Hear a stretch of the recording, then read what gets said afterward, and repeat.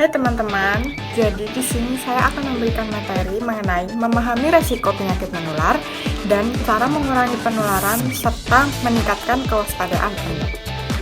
Sebelum lanjut ke materi, langkah-langkah baiknya kita berkenalan dulu. Perkenalkan, nama saya Monica Arsana Dewi dengan NIM S23073 dari kelas S23B. Nah, video ini dibuat untuk memenuhi tugas dari Ibu Sulistianingsih MKAP pada mata kuliah Promosi Kesehatan dan Pendidikan Kesehatan. Nah, yang pertama, pengertian penyakit menular. Menurut kalian, apa sih penyakit menular itu?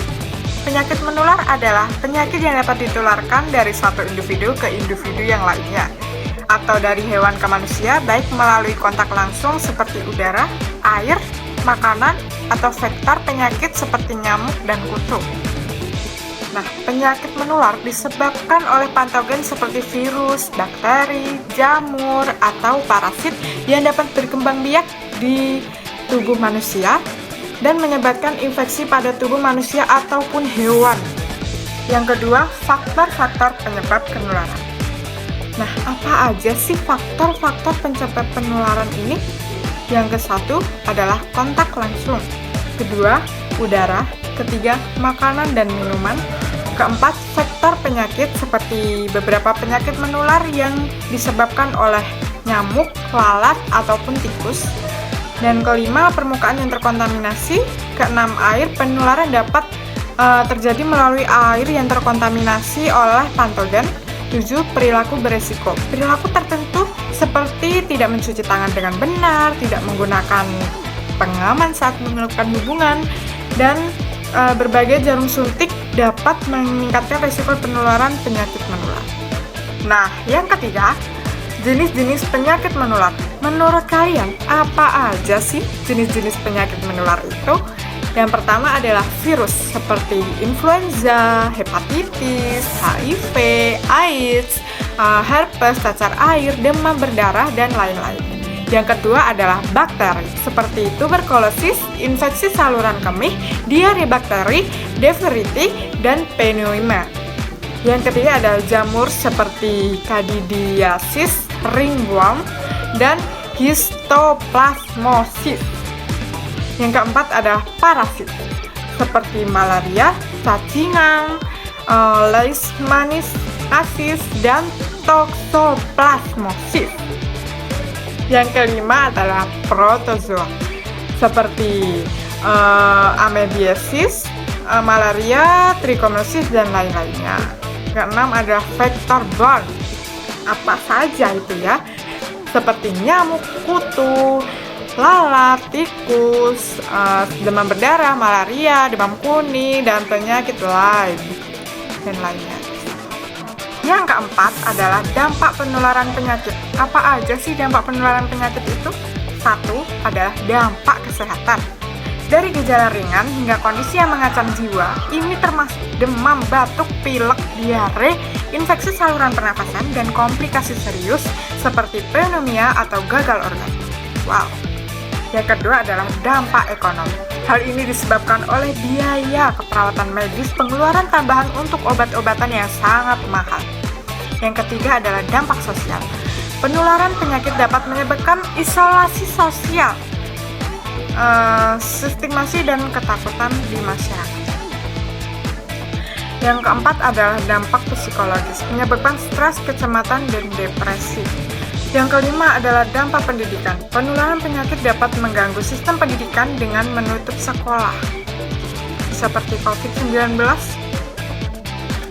Yang keenam adalah dampak kesejahteraan masyarakat. Penularan penyakit menular dapat mengganggu kesejahteraan masyarakat secara keseluruhan. Yang kelima adalah meningkatkan kewaspadaan. 1. Pendidikan dan informasi sangat penting loh teman-teman, termasuk cara penularan gejala, tindakan, pencegahan, dan langkah-langkah pengobatan.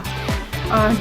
Promosi kesehatan. Mendorong praktik-praktik kesehatan yang baik seperti mencuci tangan secara teratur dan menutup mulut dan hidung saat bersin atau batuk menggunakan siku yang tertutup atau tisu.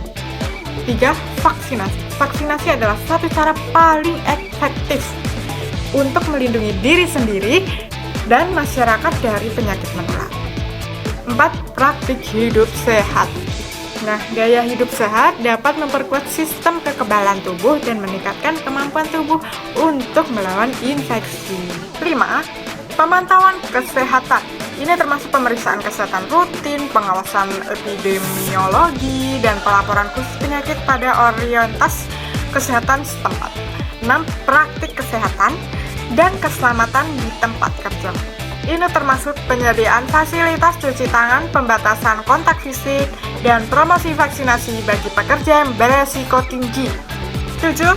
Kepatuhan terhadap protokol kesehatan, termasuk mengenakan masker, menjaga jarak fisik, menghindari kerumunan, dan mengikuti petunjuk isolasi atau karantina jika terinfeksi. 8. Kewaspadaan lingkungan, melakukan tindakan pembersihan atau disinfeksi secara teratur dapat membantu mengurangi resiko penularan. Yang keenam, cara mengurangi resiko penularan. Yang pertama adalah melakukan vaksinasi. 2. Menjaga jarak fisik. 3. Memakai masker. 4. Menjaga kebersihan lingkungan. 5. Selalu mencuci tangan. 6. Tetap di rumah saat sakit. Ingat ya teman-teman. Yang ketujuh adalah menjaga sistem kekebalan tubuh Anda. Yang kedelapan adalah mengikuti pedoman resmi otoritas kesehatan setempat. Yang terakhir adalah peran vaksinasi. Apa aja sih peran vaksinasi itu?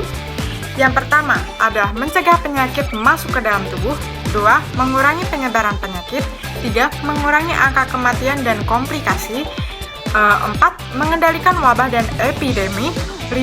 Menurunkan beban tenaga kesehatan. Keenam, melindungi orang rentan seperti bayi, lansia, orang yang punya daya tahan yang rendah. Yang terakhir adalah mendukung keamanan kesehatan secara global. Nah, itu tadi adalah 7 topik yang dapat saya jelaskan di dalam video ini. Jika ada salah kata, saya mohon maaf. Saya akhiri video ini. Wassalamualaikum warahmatullahi wabarakatuh.